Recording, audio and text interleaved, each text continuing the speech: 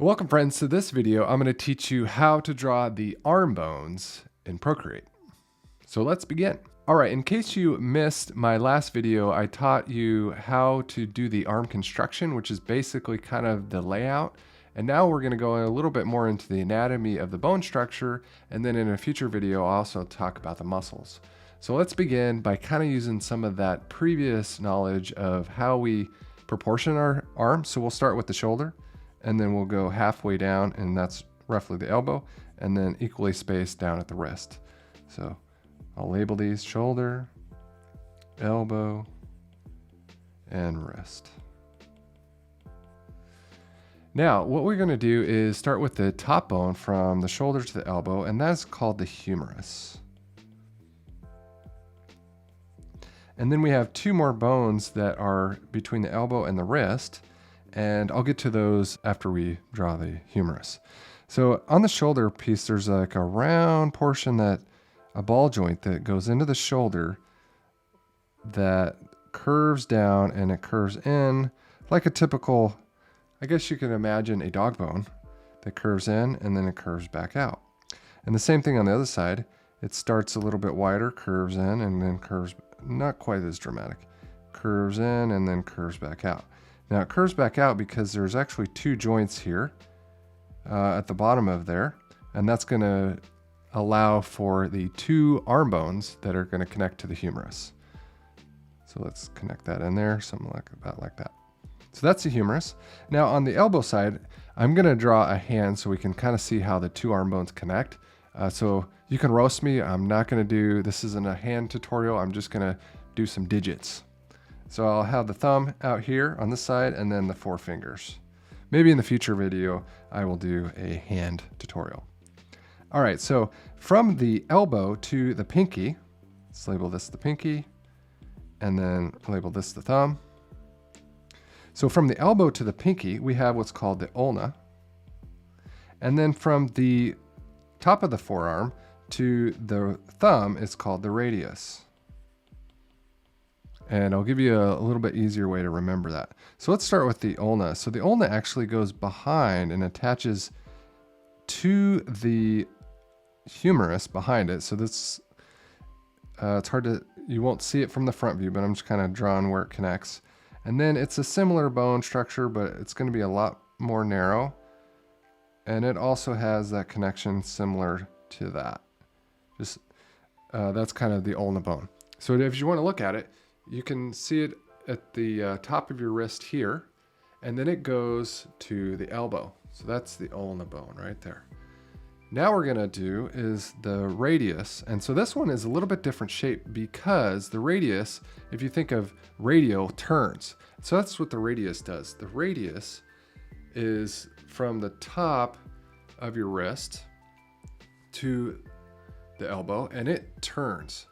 So it goes, it allows you to do the twisting of your wrist. And just a quick story about myself is I actually broke this radius twice playing football. Yeah, I'm not really that tough because I ended up quitting after those 2 seasons. As you can imagine, I was traumatized. I didn't want to break any more bones. Not discouraging you from playing sports because I still love sports, but for whatever reason, I had a weak radius. So anyway, the radius helps you twist your wrist. And so let's kind of draw what that looks like. It connects here underneath this joint. It doesn't attach because there's cartilage in here. It's kind of like a nail head. That's kind of one way I've heard it described. So the front of the radius goes pretty straight down, but the inside of the radius actually curves in a little bit more here, and it provides this gap. And the reason for the gap is so that the arm can twist. And so that's where a lot of that motion is happening, is so it can twist. Another fun fact to help you learn about pronation and supination, as I've learned this from Proco, is if you hold, say, imagine a bowl of soup, that would be supination. And if you turn over the soup and it spills, it is pronation or problem. So just something to keep in mind as you're thinking about how the bones will work together. Okay, one more thing that I want to mention. This is the front view. And while we're at it, why don't we do a couple more views so you can kind of look you can kind of imagine what they look like. So I'll move that over.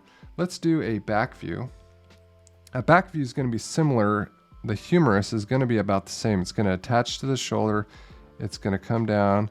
And I always don't forget to draw your construction lines so you kind of have the layout. All right, so the humerus comes down kind of like that. And then this time the ulna, you're going to have the 4 digits here and a thumb. And so the ulna is going to attach on this side. It's going to come down something like that, and then like that. And then the radius is attached here. It's going to come down, come in and attach, and then have that slight curve to it. So that's the back. And then how about the side view? For the side view, we're not going to see the shoulder, the round joint. So it's just going to kind of look like start with the construction lines.